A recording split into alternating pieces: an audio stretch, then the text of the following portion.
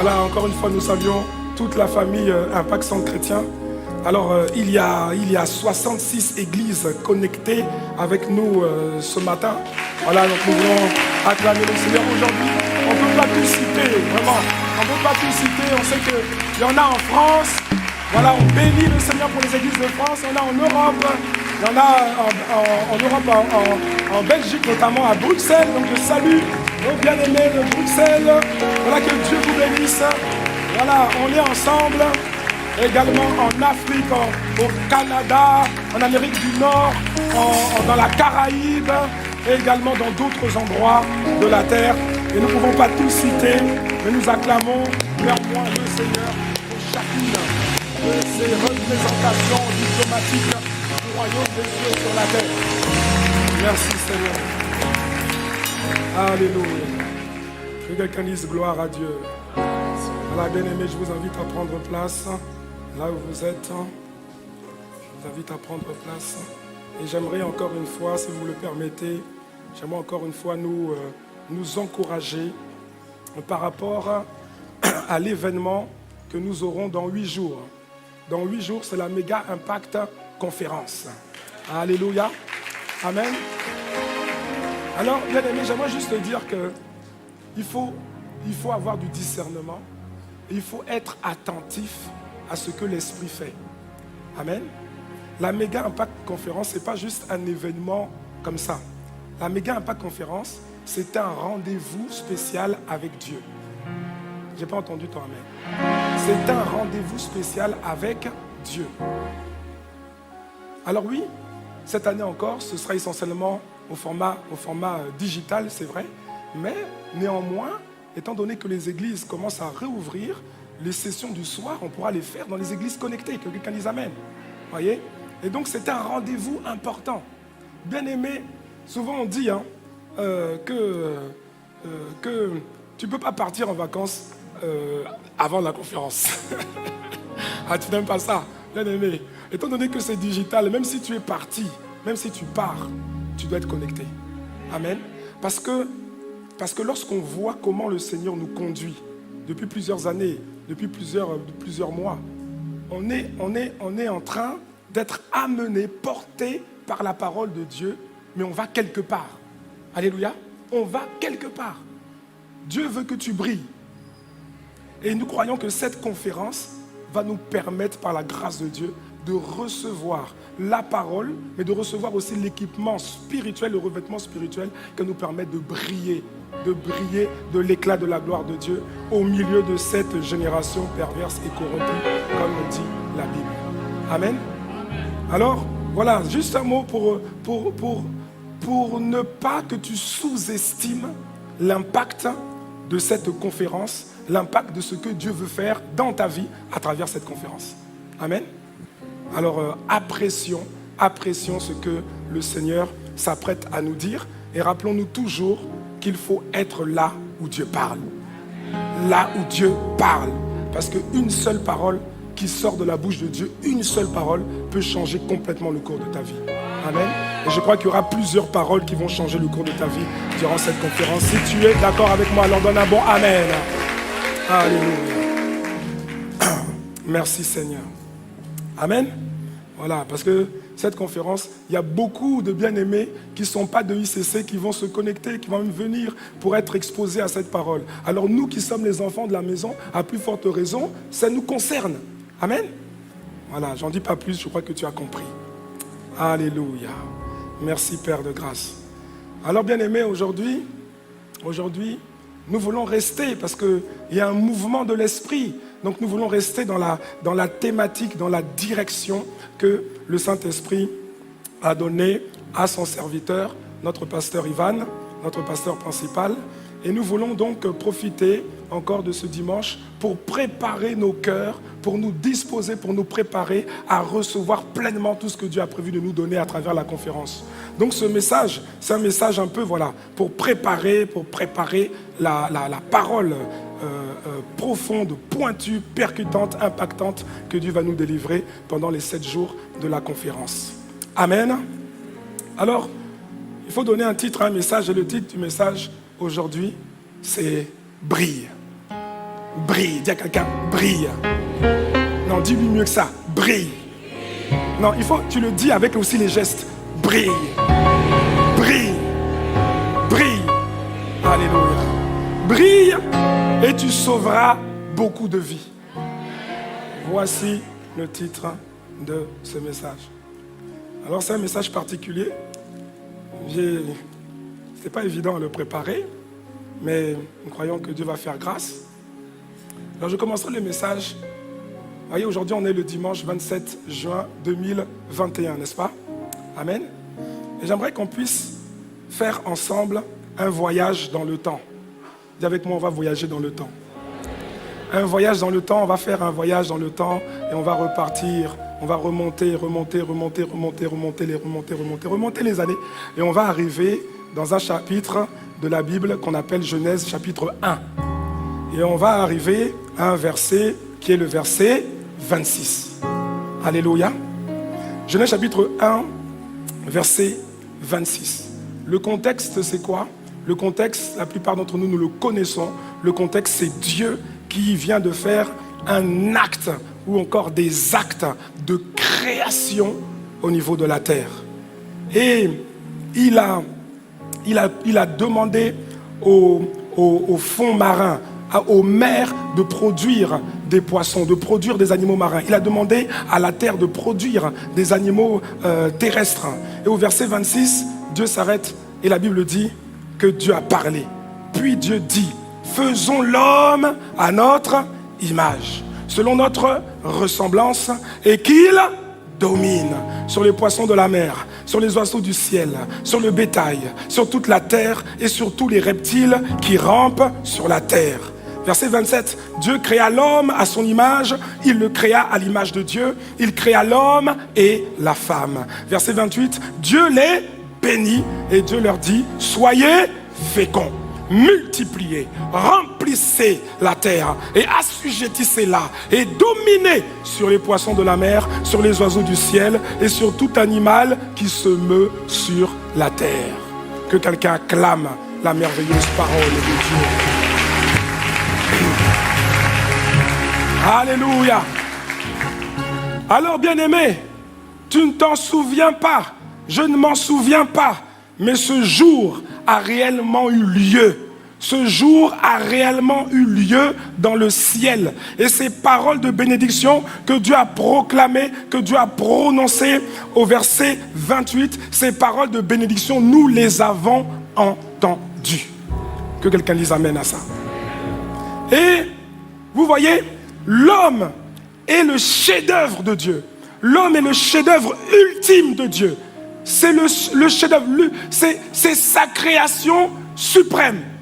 Et le jour où Dieu crée l'homme, le jour où nous avons reçu ces paroles, Dieu nous a présenté à tout le reste de la création. Tout le reste de la création, les anges, toute la création a vu ce dernier chef-d'œuvre de Dieu qu'on appelle l'homme, c'est-à-dire toi, c'est-à-dire moi. Alléluia. Tout le monde était émerveillé. J'imagine dans le ciel les anges émerveillés. Dieu était fier de présenter l'homme qu'il a créé à son image et selon sa ressemblance. Et il montre l'homme à toute la création. Et j'imagine que tous les êtres, tous les anges, les 24 vieillards, tous avaient le regard sur ce que Dieu était en train d'exposer, l'humanité. Tous étaient ébahis, tous étaient étonnés, tous étaient épatés, tous étaient émerveillés. Le psalmiste dit, mais qu'est-ce que l'homme pour que tu le fasses de si peu inférieur à Dieu? Alléluia.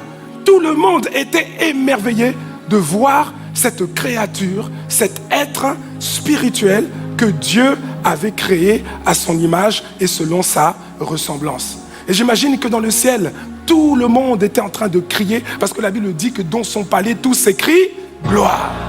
Tout s'écrie gloire. Mais au milieu de cette foule angélique, au milieu de toute cette foule, il y avait une personne qui ne se réjouissait pas comme les autres. Il y avait quelqu'un qui, lorsqu'on a présenté l'homme à l'image, à la ressemblance de Dieu, il y avait quelqu'un qui avait d'autres sentiments. Il était certainement là, au milieu de la foule.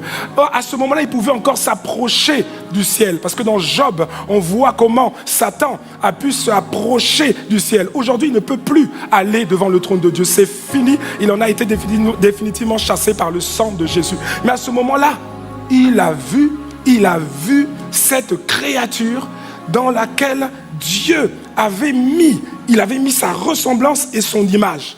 Et cette personne, cet être spirituel, Satan, pour dire son nom, était avant un ange. C'était un ange de Dieu qui avait une certaine responsabilité et dont l'orgueil a été trouvé en lui et il a été banni, il a perdu ses privilèges. Et donc, il était rempli d'amertume, rempli de haine. Mais il n'a jamais pu, il voulait prendre la place de Dieu. C'est ce que la Bible dit, il voulait s'asseoir sur le trône de Dieu, prendre la place de Dieu. Mais il ne pouvait pas le faire. Il ne pouvait pas atteindre Dieu. Il ne pouvait pas toucher Dieu parce que c'est impossible. Mais quand il a vu la créature, lorsqu'il a vu l'homme et il a vu l'amour que Dieu portait à cette créature, il a eu maintenant au-dedans de lui le désir de faire mal à Dieu. Comment? En détruisant ce que Dieu aimait, ce que Dieu aime, en détruisant le chef-d'œuvre que Dieu venait de faire. Est-ce que quelqu'un me suit? Est-ce que quelqu'un me suit? C'était un spectateur au milieu de la foule, jaloux, amer, rancunier, qui a vu en l'homme l'opportunité de toucher le cœur de Dieu. Il s'est dit, si j'arrive à détruire ce chef-d'œuvre que Dieu présente, si j'arrive à détruire l'homme, alors je vais toucher le cœur de Dieu. Je ne peux pas le toucher, je ne peux pas attaquer Dieu en frontal, mais je peux toucher son cœur si je détruis la création qu'on appelle l'homme. C'était les sentiments du diable. Que quelqu'un dise aïe aïe aïe, aïe aïe aïe.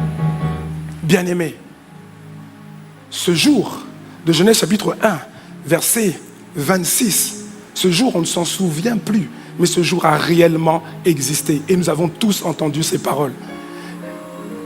Et Dieu parle à Jérémie, il dit dans Jérémie chapitre 1, verset 5, la plupart d'entre nous connaissons ce passage, et il nous rappelle ça, il dit dans Jérémie 1, 5, il dit à Jérémie, il lui fait une révélation, il dit Jérémie, avant que je t'eusse formé dans le ventre de ta mère, je te connaissais. Ah bon? Comment ça? Mais oui, je te connaissais. Mais c'est pas possible. Moi, j'ai été créé en 1974. Non, tu n'as pas été créé en 1974. Tu as été manifesté sur la terre en 1974. Mais moi, je te connaissais avant même que je ne t'eusse formé encore dans le ventre de ta maman. Je te connaissais. On se connaissait. Ah bon? On se connaissait d'où? Mais on se connaissait de Genèse chapitre 1, verset 26, 27, 28. On a passé du temps ensemble dans le ciel. Quelqu'un me suit? Ah, tu t'en rappelles plus. Mais ça a existé. C'est pour ça qu'il peut dire à Jérémie, je te connaissais. Je te connaissais. Jérémie n'a pas le souvenir. On n'a pas le souvenir. Mais Dieu nous dit, je te connaissais. Je te connaissais avant même que tu sois formé. Avant même que je ne forme ton corps dans le ventre de ta mère. Je te connaissais déjà. Je te connaissais. Alléluia. Oui, Dieu nous connaissait. C'est la raison pour laquelle dans la Bible on dit soyez réconciliés. L'apôtre Paul dit soyez réconciliés. Toi tu peux te réconcilier avec quelqu'un que tu ne connais pas? Non, c'est une question. Tu peux te réconcilier avec quelqu'un que tu n'as pas connu avant? C'est pas possible. Donc si on dit soyez réconciliés, ça veut dire que avant, et ça a été avant notre manifestation sur la terre, Dieu nous connaissait déjà. Que quelqu'un dise Amen. Alléluia. Et nous étions au ciel. Nous étions au ciel. Nous tous les êtres humains créés le même jour, on était tous au ciel. Combien de temps avant que Adam soit manifesté sur la terre? Je ne sais pas. Mais en tout cas, on était tous au ciel. On se connaissait. On se connaissait. Vous n'avez pas vu? Vous n'avez pas remarqué? Parfois, vous rencontrez des gens. Ça vous est déjà arrivé. Vous rencontrez des gens, en fait, vous ne les avez jamais vus. Mais quand vous discutez avec eux, après vous vous dites, mais c'est bizarre, c'est comme si on se connaît. Oui ou non? Ça ne vous dit pas quelque chose? Vous dites, mais c'est comme si on se connaît. Oui, on se connaissait. On se connaissait. On marchait dans les rues du ciel. On marchait dans les rues du ciel. Alléluia. Mais bien sûr, c'est sauf qu'on a oublié. Mais on marchait dans les rues du ciel. Et quand tu passais, les anges t'appelaient princesse, prince. Alléluia. Comment ça va, prince Christian? Ça va. Alléluia. Alléluia. Amen. Alléluia. Ça, c'était au ciel. Mais dans la pensée de Dieu, Dieu n'a pas voulu qu'on reste au ciel. Quelqu'un dise Amen. Parce que Dieu a créé l'homme par amour. Dieu a créé l'homme par amour. Dieu a créé l'homme parce qu'il l'aime donner, parce qu'il est rempli de générosité. Et Dieu a voulu partager ce qu'il est et partager ce qu'il a avec d'autres personnes comme lui, qui feraient exactement comme lui, qui seraient des rois, mais pas au ciel, parce que lui, il est le roi au ciel. Donc Dieu a prévu de nous donner un territoire qu'on appelle la terre, et sur ce territoire, Dieu veut nous emmener, il voulait nous emmener sur ce territoire, afin que nous puissions régner sur ce territoire, exactement comme lui, il règne dans les cieux. Alléluia. Il a créé l'homme pour avoir, parce qu'il est tout suffisant. Il n'avait pas besoin de l'homme en tant que tel, mais il voulait partager. Il voulait que quelqu'un d'autre vive la vie qu'il a, la vie Zoé Anonios, que quelqu'un d'autre puisse partager ce que lui il est et ce que lui il a. Amen. Et donc pour ce faire, l'homme ne pouvait pas rester au ciel. Il fallait que l'homme vienne sur la terre. Et c'est la raison pour laquelle le psalmiste dit que les cieux sont à l'Éternel et la terre, il a donné au Fils de l'homme. Les cieux, c'est pour Dieu et la terre, c'est pour l'homme. Et vous, la plupart des chrétiens, enfin peut-être pas la plupart, mais beaucoup de chrétiens ne comprennent pas, ne réalisent pas qu'on ne va pas passer l'éternité au ciel. Dieu va faire une nouvelle terre et on va régner avec Christ sur cette nouvelle terre. Le ciel, c'est temporaire, mais le ciel, c'est pas la finalité. Il y a la Jérusalem céleste, il y a la nouvelle terre, et c'est sur cette terre que nous allons passer l'éternité avec le Seigneur. Mais le ciel, c'est pour Dieu, et donc la terre, c'est pour l'homme. Ça veut dire quoi? Ça veut dire qu'il fallait que tous ces hommes puissent être manifestés sur la terre. Est-ce que quelqu'un me suit? Donc Dieu envoie l'homme dans une autre juridiction afin que l'homme puisse régner dans cette juridiction avec la nature de Dieu, avec les valeurs de Dieu, avec les principes de Dieu. Et cette juridiction, ce n'est pas le ciel, c'est la terre.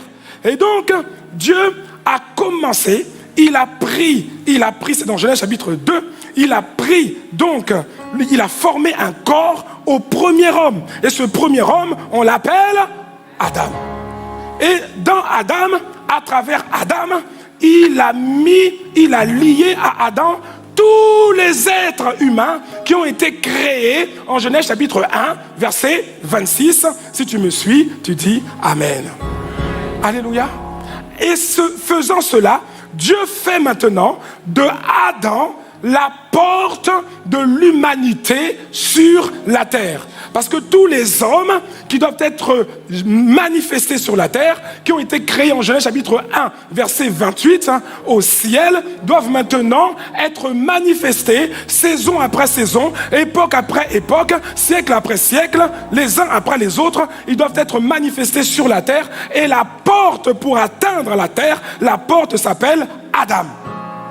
Donc, même maman Ève est passée par la porte de Adam, parce que Dieu a endormi Adam, et la Bible dit qu'il a sorti une côte du torse d'Adam, il a pris une côte et il a formé Ève. Donc tous les êtres humains sont passés par la porte qu'on appelle Adam. Est-ce que quelqu'un me suit? Alléluia. Amen. Et ce faisant, quand il fait ça, vous remarquerez que le Seigneur fait la toute première opération chirurgicale de toute l'humanité. Ah oui. Ah oui. Une opération à cœur ouvert, une opération, on n'a pas dit qu'il y a eu des séquelles, il y a eu de... Non. Et puis même, il a anesthésié, parce qu'on a dit qu'il a endormi dans un profond sommeil. Donc le Seigneur est le premier anesthésiste, le premier chirurgien. Et la Bible dit, alléluia, Quand il a refermé la chair à sa place, on n'a pas dit après qu'Adam a eu des séquelles, des problèmes, des complications. Waouh, il est extraordinaire notre Dieu. Alléluia. Donc entre parenthèses, pour quelqu'un, ça ne veut pas dire que Dieu n'est pas contre la chirurgie, hein, tu sais ça. Hein? Dieu peut te guérir de différentes manières et il peut aussi passer par la chirurgie. Si tu dois passer par la chirurgie, tu dois simplement remettre les mains des chirurgiens entre les mains du Seigneur parce que le Seigneur est le meilleur de tous les chirurgiens. Amen. Oui, je dis ça parce qu'il y a des gens, ils ne comprennent pas que Dieu peut te guérir à travers la chirurgie. Alléluia. Je disais que Adam était la porte de l'humanité. Alléluia. Est-ce que ça va? Il est la porte de l'humanité parce que dans Actes chapitre 17, verset 26, il est dit que Dieu a fait que tous les hommes sortis d'un seul sang, habitassent sur toute la surface de la terre. Donc nous sommes tous sortis d'un seul sang sur le plan naturel, lequel? Le sang de Adam. Amen. Et quand Dieu place Adam, on va quelque part. Dis-moi amen seulement, on va quelque part. Quand Dieu place Adam dans le jardin d'Éden, Dieu le met en garde. Parce que dans Genèse chapitre 2, verset 15, l'Éternel Dieu prit l'homme et le plaça dans le jardin d'Éden pour le cultiver et pour le garder. Cela ne consistait pas simplement à cultiver le jardin, à exploiter le jardin, mais ça consistait aussi à garder. Et le mot garder, c'est un mot hébreu, c'est le mot shamar. Et le mot shamar, ça signifie être sur ses gardes. Ça signifie faire attention. Donc Dieu qui est omniscient, lorsqu'il a fait la présentation à l'univers de son chef-d'œuvre qu'on appelle l'homme, il a bien décelé que dans la foule, il y avait un être qu'on appelle Satan, qui n'avait pas des pensées de réjouissance, mais qui avait des pensées amères et des pensées de jalousie. C'est la raison pour laquelle Dieu, voyant ça, il dit à l'homme, attention, je te place là, cultive le jardin, fais ma volonté, mais fais attention, sois sur tes gardes. Alléluia. Alléluia. Alléluia. Merci Seigneur. Et qu'est-ce qui s'est passé? Nous le savons. Qu'est-ce qui s'est passé? Après, quand Dieu suscite Ève, qu'est-ce qui se passe? Adam va pécher. Ève va lui donner le fruit de l'arbre de la connaissance du bien et du mal. Et Adam va en manger. Et quand il va en manger, ça va créer un cataclysme. Ça va créer un problème sérieux. Mais je crois que même avant ça, Adam commençait à avoir un problème. Je crois. Parce que le même Adam, qui lorsqu'il a vu Ève, a crié, voici enfin celle qui est haut de mes os et chair de ma chair, on l'appellera femme parce qu'elle a été tirée de l'homme. Ce même Adam, il voit sa femme, je ne sais pas de quel amour il aimait sa femme à ce moment-là. Parce qu'il voit sa femme, Dieu a dit, si tu manges ça, tu vas mourir. C'est-à-dire c'est un poison. Et lui, il est à côté, et il voit sa femme qui mange. Toi, tu vois ta femme, Dieu a dit que c'est un poison, toi tu vois ta femme manger le poison, tu dis rien. Parce que la Bible dit qu'il était à côté d'elle. Je ne sais pas de quel amour il était animé envers elle, mais c'est bizarre quoi. Il la regarde manger, mais tu sais, Dieu a dit qu'elle allait mourir, et toi tu la regardes. Et il voit que tiens, elle tient toujours debout. Tu vois? Vous trouvez pas, c'est un peu bizarre cet amour-là. Ses pensées avaient commencé, je crois, à changer. Et maintenant, comme il voit que tiens, elle tient toujours debout, il a maintenant lui aussi mangé. Quel type d'amour? Faut pas aimer ta femme d'un amour bizarre comme ça. Si Dieu a dit, si tu manges, tu vas mourir, ne laisse pas ta femme manger ça. Amen. Et donc, ce faisant, Adam était conscient. Adam a désobéi. Et quand Adam a désobéi, il a créé pour toi et pour moi le problème le plus sérieux de toute notre existence. Il a créé le problème le plus sérieux. Parce que Adam étant la porte de l'humanité, nous tous qui étions en attente pour passer la porte, pour être manifestés sur la terre, on allait passer par une porte qui est souillée, par une porte qui est sale, une porte. Vous voyez, parfois il y a des endroits où quand vous rentrez, ça vous envoie de la fumée. Vous avez déjà été dans des endroits comme ça, non pas? Oui, il y a des portes là, vous savez, ça envoie de la fumée. Donc, c'est un peu comme ça. Tu es passé, tu as quitté l'éternité pour venir être manifesté sur la terre, pour naître dans la famille où tu es né, pour naître dans le lieu où tu es né. Mais quand tu es passé par la porte d'Adam. Et la porte d'Adam, sans que tu ne fasses rien, elle t'a souillé.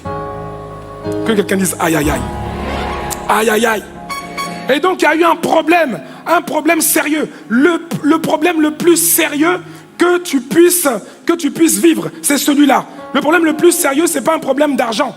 Ce problème-là, le problème du péché, est plus sérieux que tes problèmes d'argent, que tes problèmes d'emploi, que tes problèmes de logement, que tes problèmes d'études, que tes problèmes conjugaux, que tous tes problèmes. Le problème des problèmes. Si tu rassembles tous tes problèmes mis ensemble ne sont même pas au niveau de ce problème-là. Parce que ce problème fait que Adam, qui a péché, s'est séparé de Dieu. Il s'est séparé de Dieu. Le Saint-Esprit a quitté Adam. Adam s'est séparé de Dieu. Et Adam étant la porte de l'humanité, je le répète, en rentrant, en étant manifesté à notre tour sur la terre, on passe par la porte d'Adam. Et là, Dieu, dans son amour, a fait quelque chose de particulier. Dieu dans son amour a vu la situation. Mais Dieu n'a pas paniqué. Que quelqu'un dise merci Seigneur. Dans Genèse 3, verset 22, Genèse 3, verset 22 à 24, il est dit ceci. L'Éternel Dieu dit, voici, là c'est le constat de Dieu, voici, l'homme est devenu comme l'un de nous, pour la connaissance du bien et du mal. Empêchons-le maintenant d'avancer sa main, de prendre de l'arbre de vie et d'en manger et de vivre éternellement. Qu'est-ce que Dieu dit? Dieu, alors que Adam a péché, Adam est la porte de l'humanité, Dieu voit qu'il y a un danger s'il laisse Adam dans le jardin d'Éden et que Adam mange l'arbre de vie. Avant, il pouvait manger l'arbre de vie. L'arbre qu'il ne devait pas manger, c'était l'arbre de la connaissance du bien et du mal. Mais l'arbre de vie, il pouvait en manger. Et s'il n'avait pas péché, il allait vivre éternellement comme ça. Quelqu'un me suit ou pas? Il n'allait pas mourir. C'est parce qu'il a mangé que maintenant la mort est venue le frapper. Donc qu'est-ce que Dieu dit? Dieu dit attention, si on laisse Adam, si on le laisse dans le jardin d'Éden et que Adam va prendre maintenant l'arbre de vie, qu'est-ce qui va se passer? S'il mange l'arbre de vie, il va entériner de manière définitive, il va entériner pour l'éternité, parce que c'est l'arbre de vie, il va entériner pour la vie éternelle une situation de péché, une situation de séparation de Dieu pour tous les êtres humains créés en Genèse chapitre 1 verset 26 et qui doivent passer par la porte d'Adam pour être manifestés sur la terre. Alors qu'est-ce que Dieu fait? Dieu chasse Adam d'Éden. Il chasse Adam d'Éden pour l'empêcher de manger l'arbre de vie. Et donc Adam se retrouve maintenant plongé dans une espèce de cavité, dans une espèce de cavité, dans une espèce de capsule au milieu de l'éternité, une capsule où maintenant le temps, la dimension temporelle est active. Quelqu'un me suit ou pas? Oui, parce que c'est à partir de là qu'il a commencé maintenant, parce qu'il pouvait vivre éternellement. Mais c'est à partir de là maintenant que ces jours ont été comptés. Il y a un tic-tac qui s'est mis en route. Est-ce que quelqu'un me suit? Est-ce que quelqu'un me suit? On va accélérer. Alléluia. Amen. Amen. Donc voilà un problème. L'homme, le premier homme, a été souillé. Or, ce premier homme, c'est par lui que tout le monde doit passer. Comme il est souillé, tous ceux qui vont passer, ils vont être souillés automatiquement. Automatiquement. Même s'ils étaient au ciel, dès qu'ils passent la porte, ils sont souillés et ils sont séparés de Dieu. Donc, on enlève la dimension de l'éternité, on place Adam, on le place dans le temps, dans l'espace-temps. Et maintenant, ces hommes, quand ils vont être manifestés sur la terre, ils vont passer par la porte d'Adam et ils vont arriver dans une cavité dans l'éternité où c'est le temps qui parle. Et dans cette cavité, Dieu maintenant a le temps pour créer dans ta vie la rencontre avec Jésus pour ton salut. Est-ce que quelqu'un me suit? Est-ce que quelqu'un me suit? Non, est-ce que tu me suis? Parce que si Adam avait mangé l'arbre de vie, il n'y aurait pas eu la possibilité de rattraper le coup. Quelqu'un comprend ou pas? S'il avait mangé l'arbre de vie, il allait vivre éternellement dans un état de péché.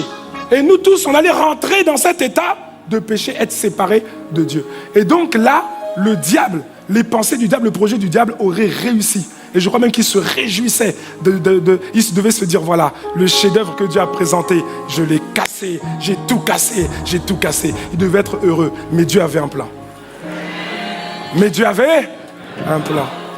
Et il a envoyé dans cette cavité de l'éternité, il a envoyé qui? Il a envoyé lui-même. Il a envoyé lui-même. Il a envoyé lui-même. Christ est venu. Christ est venu. Il est venu dans cette cavité. Il est venu. Mais lui, attention, lui, il n'est pas passé par la porte d'Adam. Oh non. Parce que Dieu est sage. Il n'est pas passé par la porte d'Adam. Non, non, non, non, non, non, non. Non, non, non, non, non, non, non. Il n'est pas passé par la porte d'Adam. C'est le Saint-Esprit.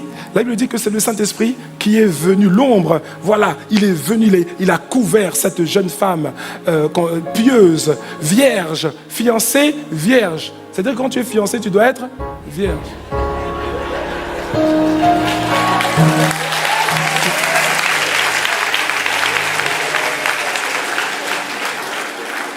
Bon, on oublie ton passé. On oublie ton passé. La Bible dit que voici, ceux qui sont en Christ sont une nouvelle création. Toutes choses, les choses anciennes sont passées. Voici, les choses sont devenues nouvelles. Amen. C'est-à-dire qu'à partir du moment où c'est devenu nouvelle, tu as retrouvé une virginité dans le Seigneur. Et tu dois la préserver. Alléluia. Et donc, c'est comment Jésus est arrivé. Jésus est arrivé comme ça. C'est le Saint-Esprit qui est venu. Il n'est pas passé par la porte d'Adam. Parce que la porte d'Adam était souillée. Ah, on ne peut pas passer par là. Et donc, il est passé. Le Saint-Esprit, directement, il est venu. Et il a déposé la semence. Ça veut dire que l'enfant qui est né était un enfant saint. Totalement saint. Et il a grandi comme ça. Il était 100% Dieu, mais également 100% homme. Amen. Et donc, il a été jusqu'à la croix. Sa mission, c'était quoi? Sa mission, c'était de sauver l'humanité. Sa mission, c'était de donner une opportunité à l'être humain d'être sauvé. Quelqu'un me suit ou pas? Oui ou non? Parce que dans cette cavité temporelle, qu'on appelle la vie terrestre, dans cette cavité temporelle, tes jours sont comptés. Tes jours sont comptés. Donc, dans cette cavité, il voulait te donner l'opportunité de dire, écoute, je mets devant toi, j'ai payé le prix à la croix du calvaire. Je mets devant toi la bénédiction et la malédiction. Choisis la bénédiction. J'ai fait ça, j'ai chassé Adam d'Éden à cause de toi. J'ai chassé Adam d'Éden à cause de toi. Parce que quand tu rentres, quand tu as été manifesté sur la terre, tu as été souillé. Et si tu passes ta vie sans rencontrer le salut en Jésus-Christ, tu repars dans l'éternité. Parce que l'être humain est un être qui a été créé à l'image de Dieu et selon sa ressemblance. Donc c'est un être qui vit pour l'éternité. Quelqu'un me suit ou pas? C'est pas quelqu'un qui s'arrête au bout de 80 ans et puis ça s'arrête et on éteint la lumière. Non, le corps repart à la poussière, mais l'esprit, l'âme, tu ne peux pas les détruire. Donc la question est, où est-ce que tu vas lorsque tu quittes la terre? Et si tu quittes la terre en étant toujours souillé, en étant toujours dans la lignée de Adam, tu repars dans l'éternité, loin de Dieu, c'est-à-dire en enfer.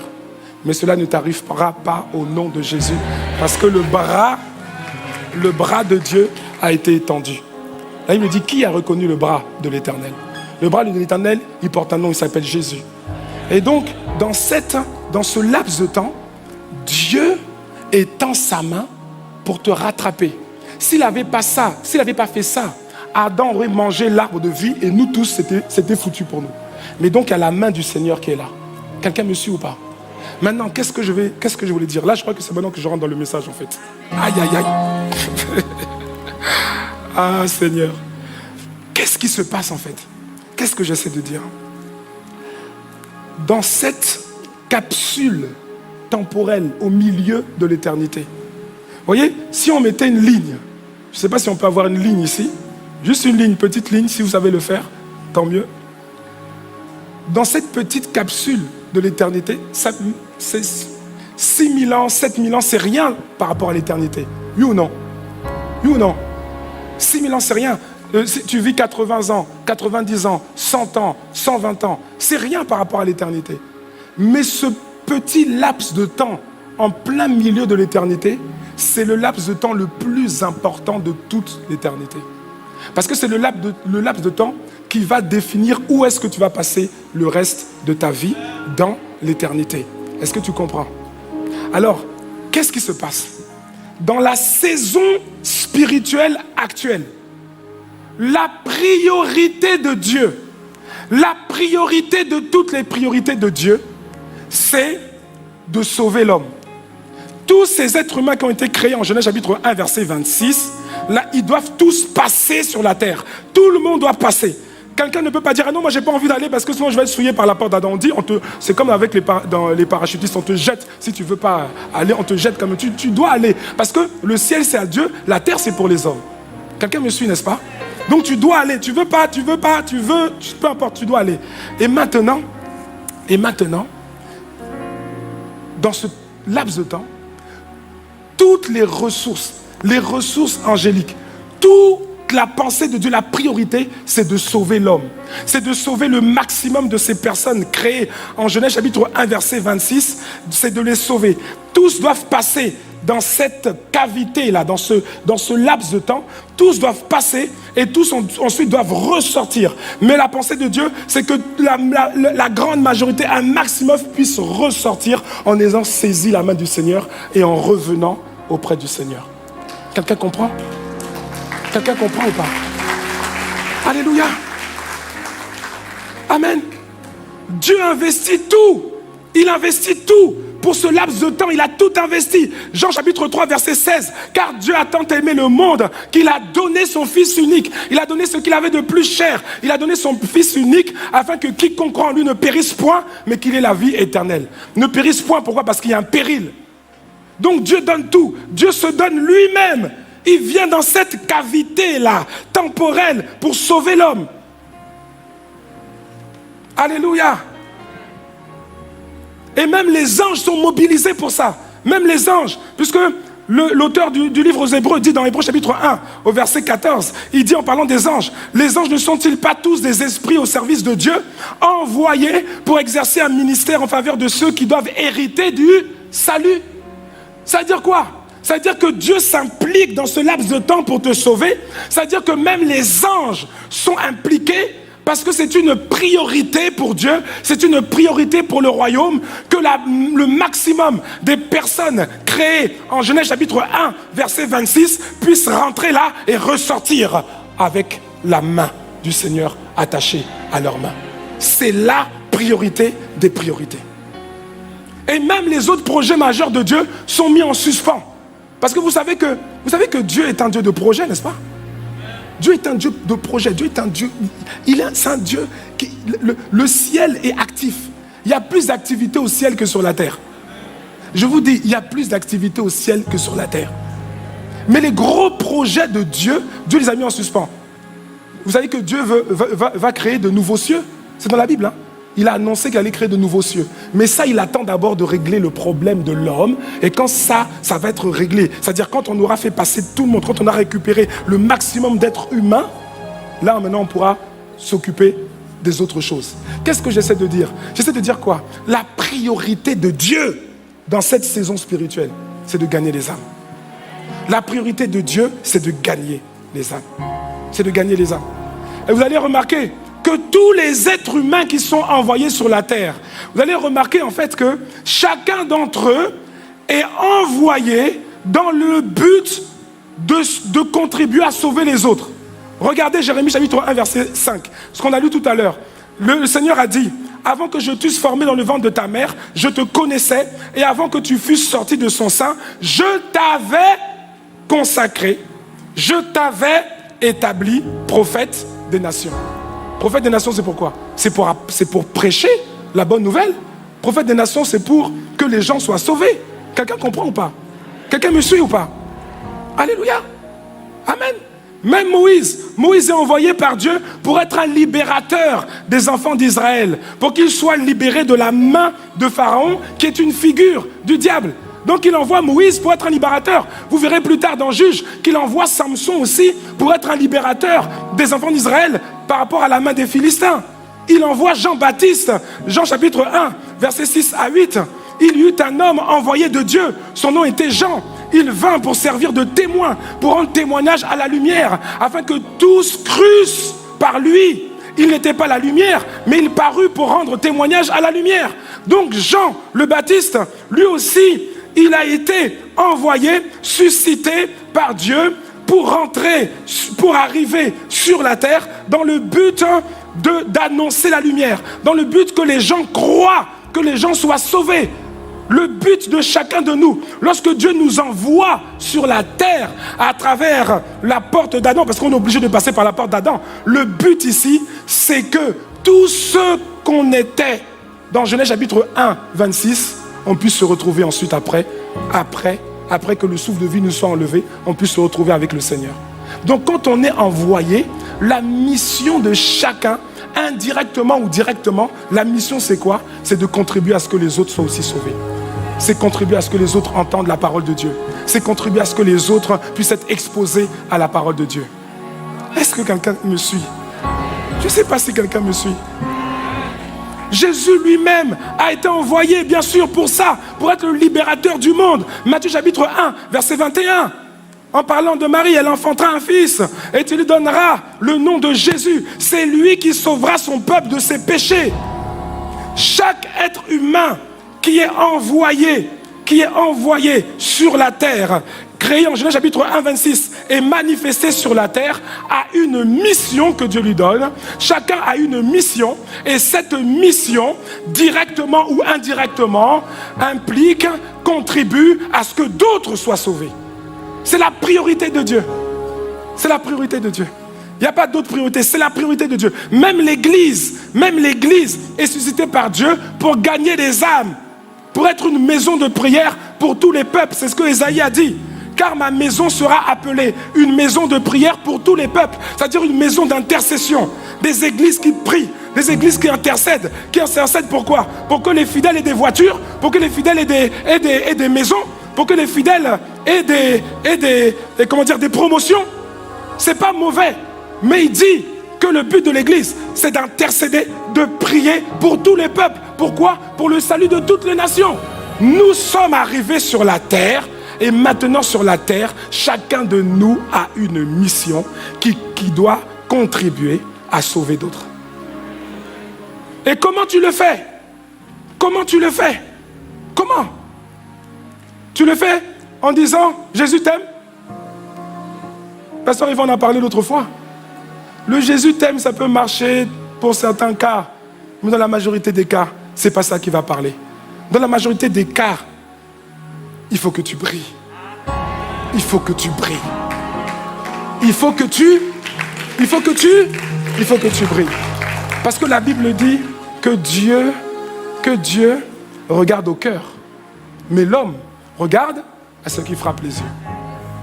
L'homme regarde à ce qui frappe les yeux.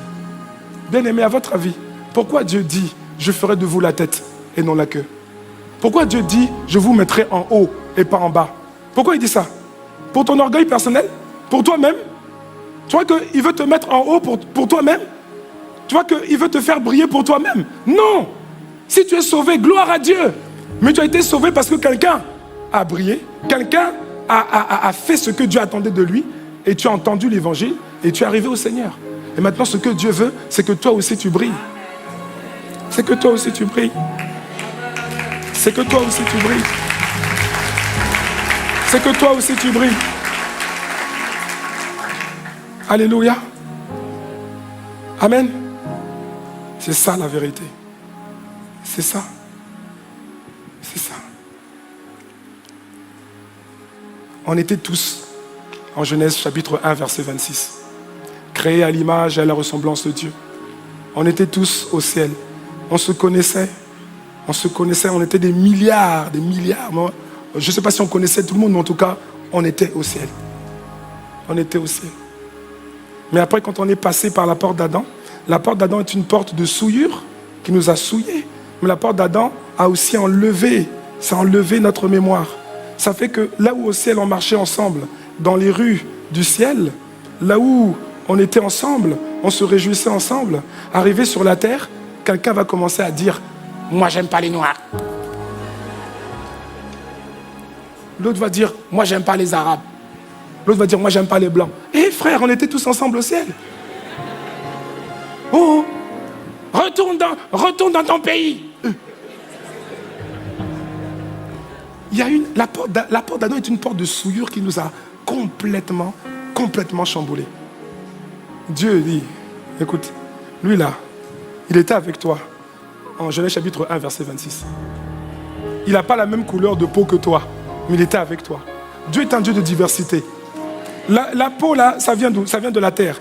Il va prendre une terre un peu sombre, là-bas il va prendre une terre un peu claire, là-bas il va prendre une terre mélangée, là-bas il va prendre une terre. Il fait comme il veut. Mais, bien aimé, l'esprit n'a pas de couleur. Amen. Amen. Alléluia. Retourne dans ton pays. Ben justement, je vais aller au ciel avec toi. Notre pays, c'est le ciel. Retournons-y ensemble. Amen.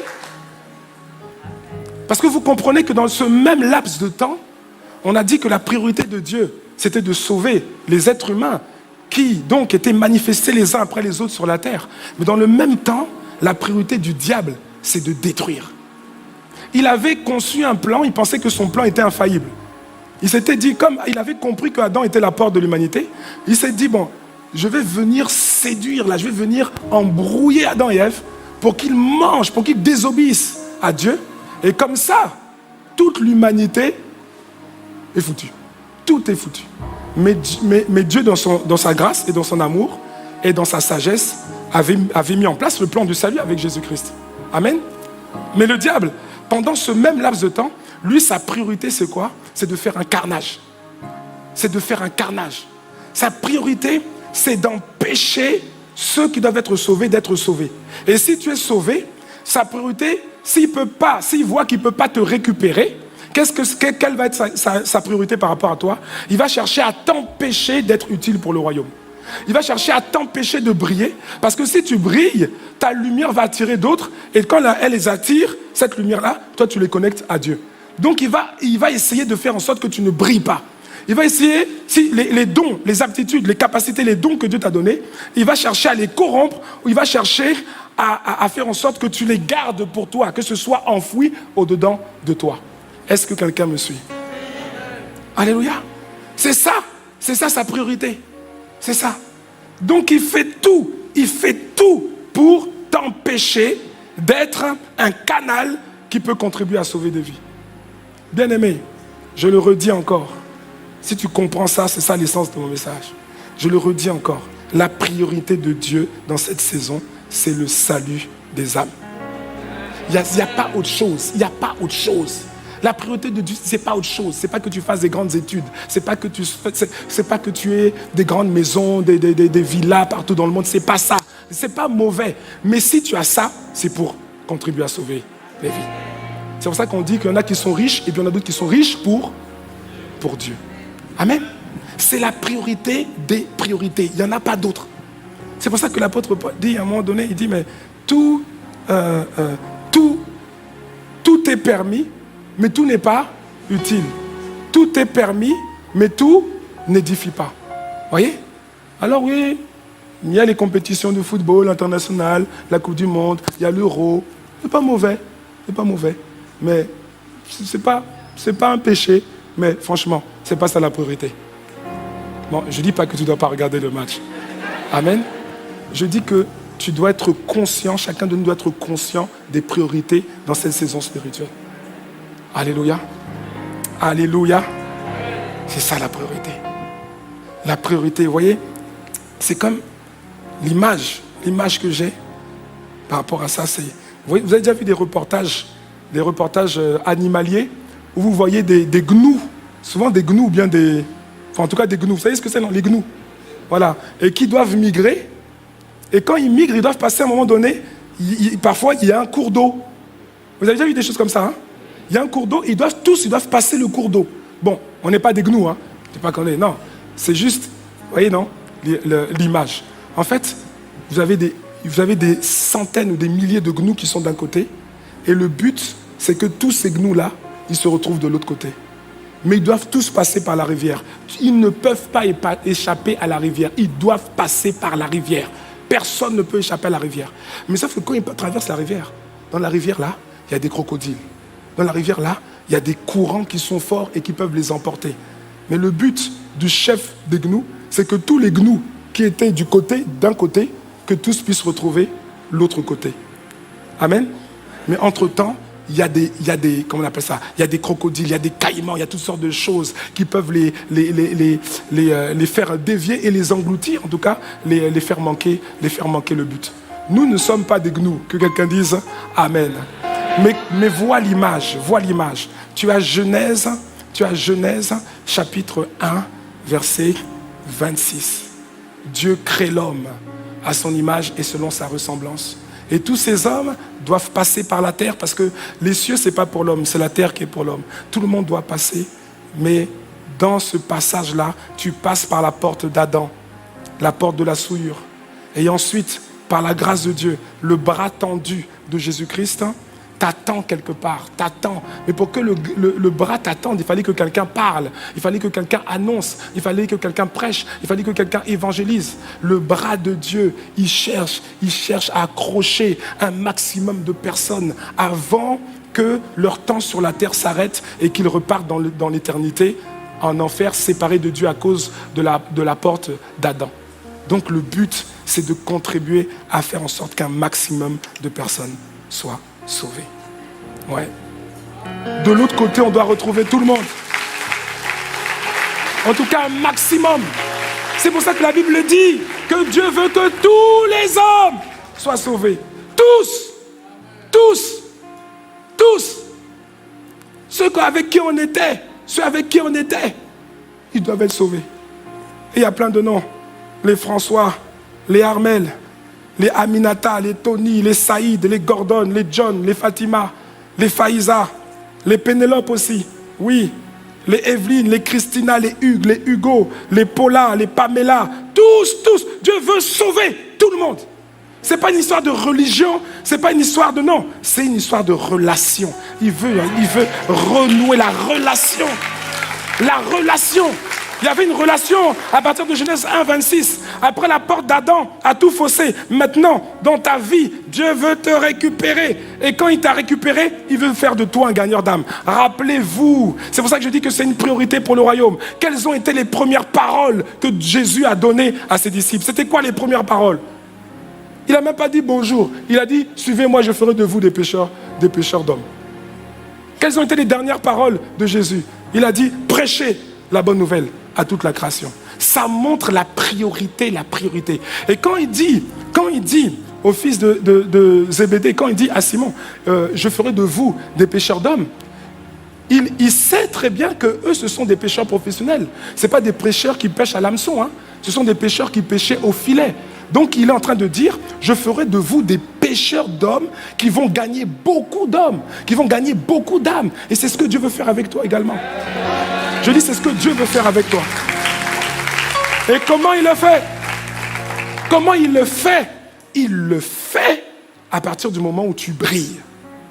Il le fait sur la base de ce que tu brilles. Si tu ne brilles pas, il ne va pas pouvoir le faire de manière efficace. C'est pour ça que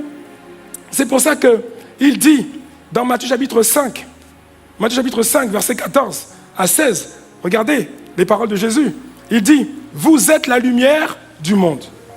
Une ville située sur une montagne ne peut être cachée. Et regardez le verset 15, il dit, et on n'allume pas une lampe pour la mettre sous le boisseau, mais on la met sur le chandelier et elle éclaire tous ceux qui sont dans la maison. Que votre lumière luise ainsi devant les hommes. Alléluia. Et le but c'est quoi? Afin qu'ils voient vos bonnes œuvres et qu'ils glorifient votre Père qui est dans les cieux. C'est-à-dire qu'ils reconnaissent qu'il y a un Père qui est dans les cieux et qu'ils se connectent par Jésus-Christ à ce Père qui est dans les cieux. Amen. Et comment cela va se faire?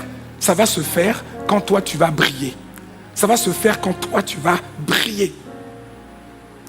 Et il me faisait remarquer ce matin qu'il n'a pas dit « Je te mets en haut et je t'allume. Tu brilles. » Non, non, non. Il a dit « On allume d'abord et après on met en haut. » Ah ouais. Ah, tu cherches l'élévation. Brille. Brille d'abord. Brille. Et quand tu brilles par ton caractère, tu brilles par tes œuvres, tu brilles par ce que tu fais, là maintenant, Dieu commence à t'élever. Ce n'est pas toi-même qui va t'élever, c'est lui-même. Jésus dit, on n'allume pas une lampe pour la mettre sous le boisseau, c'est-à-dire pour la cacher. Non, non, non. On allume et on la met sur le chandelier et elle éclaire les autres. Elle éclaire, que votre lumière brille devant les hommes. Dieu veut nous positionner en haut. Ce qu'il disait aux enfants d'Israël à travers la loi de Moïse, c'est le même souhait qu'il a pour nous. Il veut nous mettre en haut, il veut nous mettre à la tête, pas pour qu'on soit rempli d'orgueil, mais pour qu'on brille. Pourquoi? Pour permettre à ce que d'autres qui étaient avec nous, en Genèse chapitre 1, verset 26, qui ont perdu la mémoire, qui disent « Je suis athée, je ne crois pas en Dieu, je suis ceci, je suis cela », qu'ils puissent être éclairés par la lumière, l'éclat de la gloire de Dieu qui brille à travers ta vie. Alléluia. Alléluia. Amen. Et il précise encore une chose dans Jean chapitre 15, au verset 16. Parce qu'il ne nous demande pas juste de briller comme des étoiles filantes. Il nous demande de briller et que notre lumière demeure aussi. Parce que dans Jean 15, 16, il dit, ce n'est pas vous qui m'avez choisi, mais moi je vous ai choisi. Et je vous ai établi afin que vous alliez et que vous portiez du fruit et que votre fruit demeure. Ça veut dire quoi? Ça veut dire que en fait, la manière dont nous devons briller, cette manière divine dont nous devons briller dans les différentes sphères où Dieu nous a placés, où Dieu nous a positionnés, avec les grâces, les talents, les aptitudes, les dons que Dieu nous a donnés. Cette manière-là, en fait, tu dois, et c'est ce que je me dis de plus en plus depuis quelques mois, depuis quelques années, c'est que les actes que tu poses, les œuvres que tu fais, les choses pour lesquelles tu t'impliques, ça ne doit pas juste briller d'un coup, mais ça doit aussi demeurer. Oui, oui, oui. Parce que si ta lumière demeure, en fait, même après toi, même après que le Seigneur t'ait rappelé auprès de lui, tes œuvres vont continuer à briller et continuer à sauver, à contribuer à sauver d'autres personnes. Quelqu'un me suit? Aujourd'hui,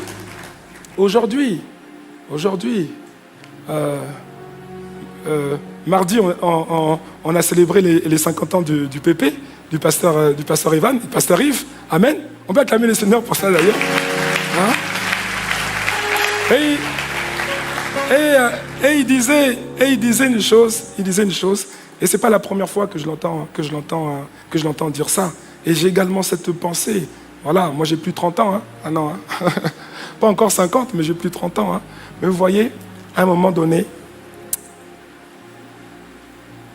au début je comprenais pas, vous voyez, j'ai dit mais Seigneur, mais comment mes poils commencent à devenir blancs comme ça? C'est pas normal. C'est pas normal. Bon, je vais mettre de la teinture. J'ai dit, non, il ne faut pas mettre de la teinture. Parce que le poil blanc qui commence, il est en train de te rappeler, écoute, à un moment donné, tu vas quitter la terre. Tu ne peux plus rester, tu peux pas rester dans des choses futiles, inutiles, des discours inutiles, des jalousies inutiles, des choses inutiles. Chaque jour que je te donne, chaque respiration que tu prends, emploie-les pour que ta lumière brille et pour que tes œuvres demeurent, et afin que même quand tu seras revenu auprès de moi, ce que tu auras fait sur la terre contribue à sauver encore des vies, même après ton passage. Amen. Alléluia. Et c'est un peu ce que le pépé disait mardi. Il y a des choses aujourd'hui, il y a des choses qui doivent maximiser. Il y a des choses que nous devons maximiser. Et tu n'es pas obligé d'attendre d'avoir 45 ans, d'avoir 50 ans pour ça. Dès maintenant, tu dois comprendre. Tu dois comprendre. Comme Jésus, à 12 ans, il a dit, ne savez-vous pas qu'il faut que je m'occupe des affaires de mon Père? Il y a urgence. Il y a des gens qui meurent tous les jours. Il y a des gens qui vont en enfer. Alors tu dois comprendre que chaque jour que Dieu te donne, toi tu es sauvé, c'est une grâce de Dieu. Et tu dois comprendre que maintenant, tu dois te déployer avec la mesure de grâce, de don, de talent, d'aptitude que Dieu a mis en toi. Dans le couloir, le domaine où Dieu t'a positionné, tu dois briller. Ta lumière doit briller devant les hommes. On n'a pas dit à l'église. À l'église, on est là, on est chrétien. Mais c'est dehors que tu dois briller. Tu dois briller dans les affaires. Dieu veut que tu réussisses les affaires. Pas juste pour que tu sois à l'aise. Dieu va permettre que tu sois à l'aise. Mais il veut que tu réussisses dans les affaires pour que les gens cherchent à faire des affaires avec toi. Pour que les gens cherchent à te connaître. Et pour que quand ils vont te rencontrer, ils vont découvrir qu'il y a un secret que tu as. Un secret spécial qui s'appelle le Saint-Esprit que tu as reçu à travers ta foi en Jésus-Christ. Dieu te donne des aptitudes dans le sport. Il t'a donné des capacités physiques. Si tu es sportif de haut niveau, ce n'est pas juste pour que tu sois sportif de haut niveau. Non. La priorité de Dieu, c'est sauver, c'est gagner. Et il veut aussi sauver des sportifs. Donc il te place là-bas, il t'a accordé la grâce d'être un bon sportif, en tout cas, d'être sportif de haut niveau. Et maintenant, tu dois t'entraîner, tu dois tout faire pour être bon. Oui, parce que si tu es le plus mauvais du vestiaire, personne ne va t'écouter. C'est pour ça que tu dois briller. On n'écoute pas ceux qui ne brillent pas. On n'écoute pas. On n'écoute pas. Conférence annuelle des créateurs d'entreprises. 20 000 dirigeants d'entreprises. Alors, on va écouter le dirigeant de l'entreprise qui a fait le moins bon chiffre d'affaires. On va écouter. Tout le monde quitte la salle. On dit on va faire autre chose, on revient après. On va écouter l'entreprise qui a généré dans un climat difficile le plus grand chiffre d'affaires. Et là, tout le monde veut écouter. Tout le monde s'installe. Les gens se battent pour être dans la salle. Distanciation, pas distanciation. Et si c'est toi? Si c'est toi, imagine que c'est toi. Imagine que c'est toi. Imagine que c'est toi. Imagine que c'est toi. Imagine que c'est toi. Brille! Et quand tu montes au pupitre, devant ces 20 000, sur les 20 000, il y a peut-être 2-3% qui sont sauvés et le reste, ils ont oublié qu'ils étaient avec nous en Genèse chapitre 1, verset 26. Ils ont oublié. Et quand tu montes, vous voyez, il y a des moments, je ne sais pas si vous réalisez ça, il y a des moments dans la vie, des moments spéciaux qui sont comme des points, j'allais dire des points culminants, où Dieu veut que ta lumière brille. C'est-à-dire que tu ne peux pas banaliser un moment comme ça. Tout moment où on te donne la parole, la tribune, que ce soit familial, que ce soit professionnel, que ce soit, peu importe. Demande au Seigneur la sagesse. Demande au Seigneur la sagesse. Pourquoi dire? Pour qu'un maximum de personnes là soient exposées à l'évangile du royaume. De manière directe ou de manière indirecte. Parce que c'est pour ça que Dieu te fait briller. C'est pas juste pour que tu achètes une grande maison. C'est pas juste pour que tu puisses aller toujours voyager en première classe. C'est pas pour que tu puisses faire tout ce que tu veux. Non, non, non. La chose, tu peux être riche pour Dieu, il n'y a pas de problème. Mais quand on dit riche pour Dieu, ça veut dire que tu dois avoir derrière des bonnes œuvres qui viennent contribuer à répandre la bonne nouvelle et à sauver des vies. Quand tu donnes la dîme, quand tu donnes tes offrandes, tu es en train de contribuer à faire en sorte que certaines personnes puissent être sauvées et que ceux qui sont sauvés restent accrochés au Seigneur. Parce qu'il y a ça aussi, j'en ai pas parlé. Mais le but de Dieu aussi, c'est pas juste quelqu'un qui est sauvé. Il te sauve, il te saisit, qui a reconnu le bras de l'Éternel, il te saisit. Et ensuite, pendant tout ton parcours terrestre, tu gardes la main attachée au Seigneur. Tu gardes la main attachée au Seigneur. Et ensuite, quand tu reviens dans l'éternité, tu es attaché à lui. C'est pas... Tu rencontres Jésus, ok, et puis à un moment donné, la main se lâche et puis la personne repart en enfer. Donc il y a sauvé et puis il y a aussi gardé ceux qui ont été sauvés. Amen. C'est pour ça que des serviteurs comme Épaphras étaient en train de prier. Ils étaient en train de prier avec zèle, pour que tous ceux qui sont sauvés restent accrochés au salut en Jésus-Christ. Amen. Est-ce que ça va? Est-ce que ça va?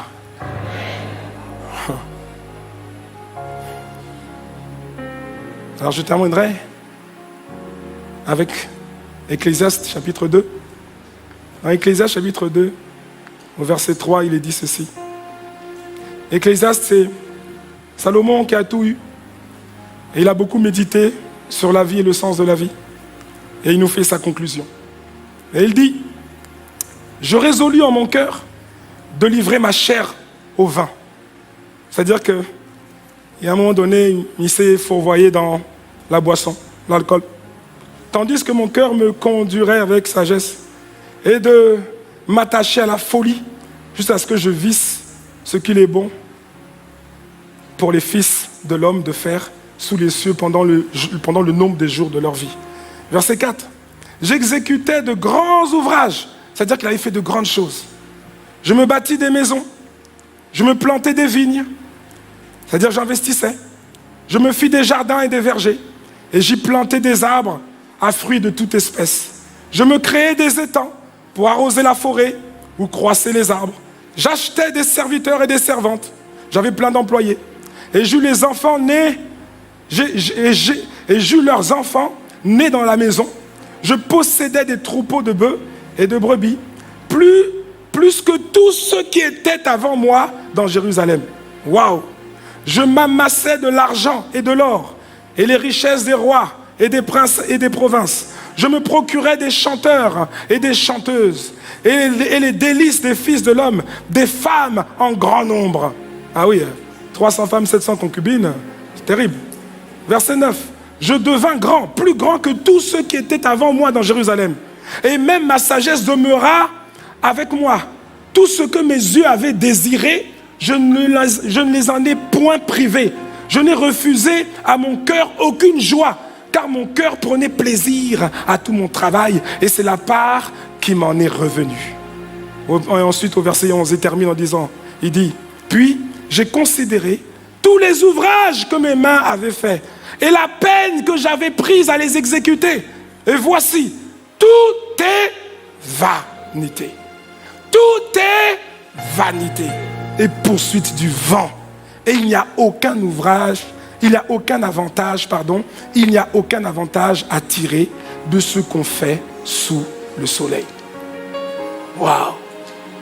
Il a tout eu. Il a tout réussi. Il a tout essayé. Il a tout essayé. Et au final, il dit, franchement, tout ça là, c'est vanité. C'est vanité des vanités. Je répète, bien-aimé, la seule chose la seule raison pour laquelle toi et moi et le reste de l'humanité, nous avons foulé cette terre dans cette dimension temporelle avec une vie qui commence en naissant du ventre d'une mère et qui se termine avec la mort physique. La raison pour laquelle le Seigneur nous a fait transiter de Genèse chapitre 1, 26 sur cette terre pour ensuite regagner l'éternité, la seule et unique raison, c'est de récupérer un maximum de personnes qui ont été créées en Genèse chapitre 1, verset 26. De les récupérer après pour la vie éternelle. Tout le reste, bien-aimés, tout le reste, ce n'est que vanité.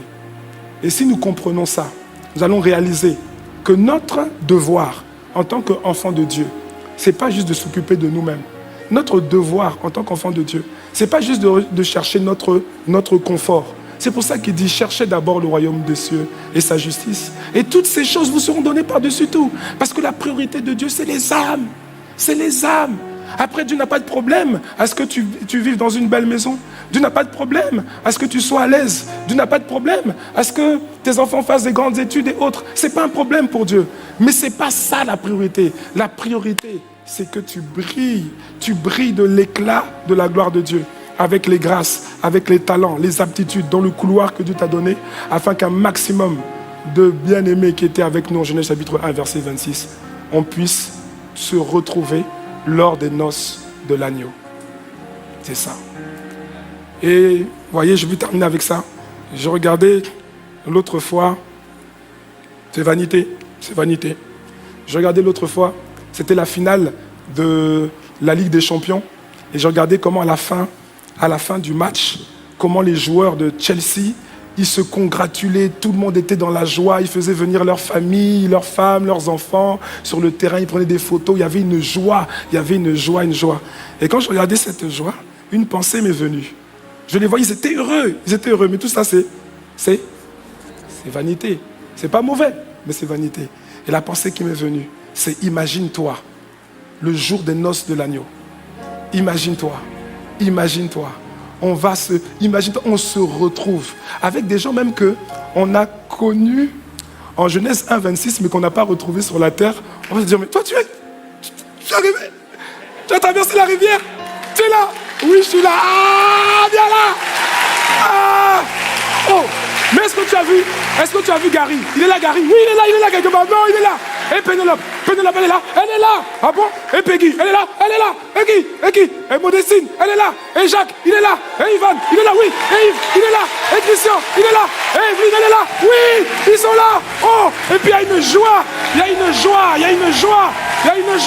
On a traversé la rivière. On a réussi. Merci Seigneur. Et on est content. On est heureux. Saïd, Mohamed, tu es là. Oh, yeah, tu es là. Gauthier, tu es là. Oh, Aurélie, tu es là aussi. Ah, il y a une joie. C'est ça que Dieu veut. C'est ça qu'il veut. Il a chassé Adam d'Éden uniquement pour ça. Pour récupérer un maximum. Que quelqu'un donne un beau amen. Et que quelqu'un dise avec moi, je vais briller. Seigneur, fais-moi briller. Fais-moi briller de l'éclat de ta gloire. Réajuste mes priorités. Élève tes mains. Dis au Seigneur, réajuste mes priorités. Ne me laisse pas endormir. Ne me laisse pas m'endormir. Seigneur, réveille-moi. Je réalise que si tu m'as sauvé, c'est pour que je contribue à sauver les autres. Que cela désormais soit ma priorité. Dans mon couloir, dans mon domaine, fais de moi un gagnant d'âme. Fais de moi un redoutable gagnant d'âme. Alléluia. Seigneur, je me livre à toi. Je veux me laisser conduire. Accorde-moi la grâce de mourir à moi-même, afin que je puisse vivre Christ. Et qu'un maximum d'hommes et de femmes, dans mon environnement immédiat ou lointain, en fonction de l'influence que tu me permettras d'avoir, qu'un maximum d'hommes et de femmes soient sauvés. Et qu'étant sauvés, ils deviennent également des gagnants d'âme. Merci Seigneur. Au nom de Jésus.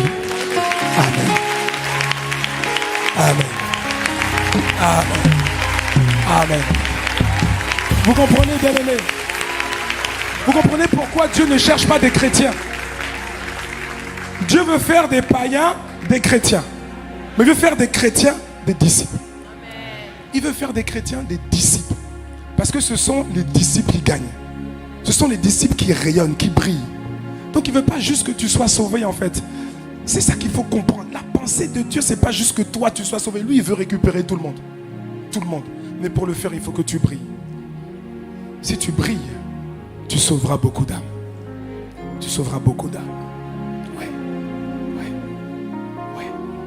Est-ce qu'on peut acclamer le Seigneur?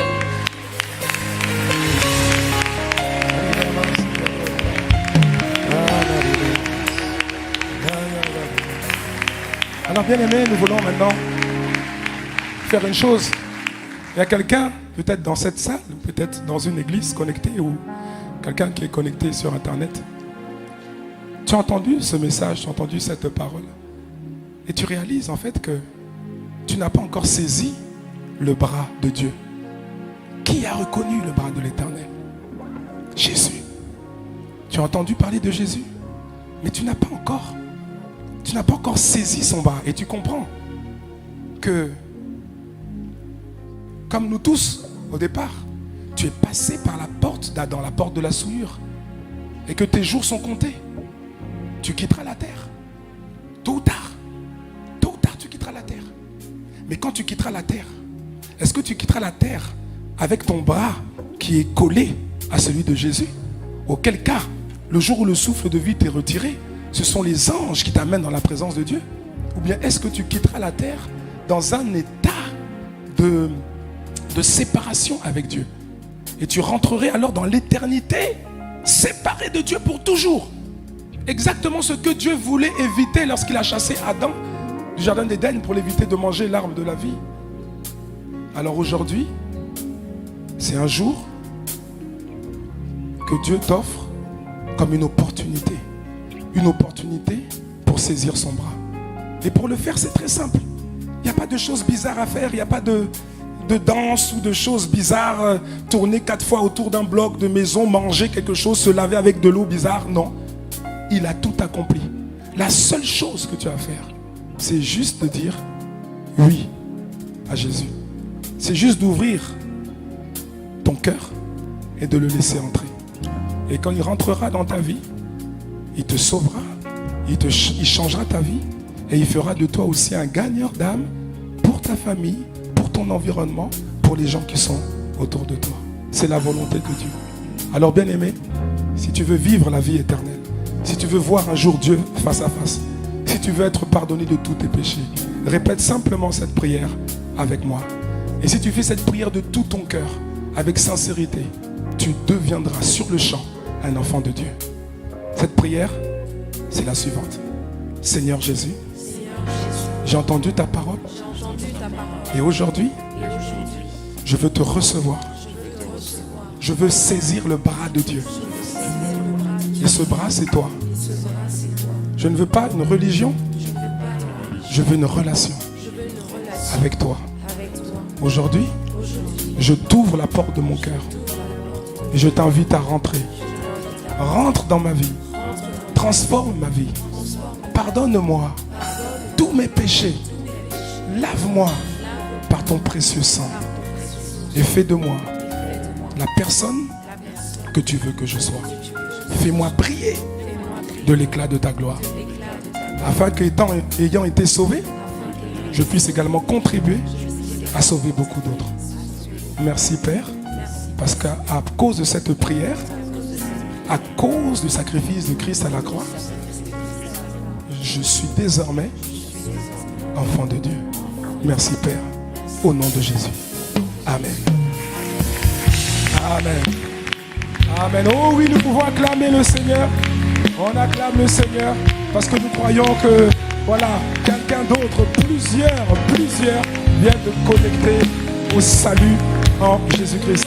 Alors bien aimé, vous qui venez de faire cette prière, vous qui l'avez faite en ligne, nous vous demandons s'il vous plaît d'envoyer dès maintenant le mot salut au numéro qui s'affiche. C'est un numéro WhatsApp et si vous envoyez le mot salut maintenant, vous allez être redirigé vers une salle virtuelle où il y a des conseillers, des leaders de l'église qui vous attendent et qui vont vous expliquer la portée de cette prière, la profondeur de cette prière et qui vont vous expliquer également comment l'église Impact Centre Chrétien se propose de vous accompagner dans cette nouvelle vie avec le Seigneur afin que vous ne lâchiez plus jamais la main du Seigneur. Amen. Donc envoyez le mot salut au numéro qui s'affiche. Et vous qui êtes dans une église physiquement, nous voulons simplement, s'il vous plaît, vous demander de lever la main, vous qui avez reçu le Seigneur, si vous êtes quelque part. Et on vous demande également, si vous le voulez bien, de venir devant, de rejoindre ici, en ce qui concerne Boissy, l'hôtesse, la conseillère qui est ici à ma gauche. Y a-t-il des personnes qui viennent de faire la prière du salut? On acclame le Seigneur. En tout cas, il y en a certainement qui l'ont fait en ligne et qui l'ont fait dans les églises connectées. Si vous êtes dans une église, suivez. Alléluia. On acclame le Seigneur. Gloire à Dieu. Nous disons gloire. Gloire à Dieu. Pour le salut, nous disons gloire.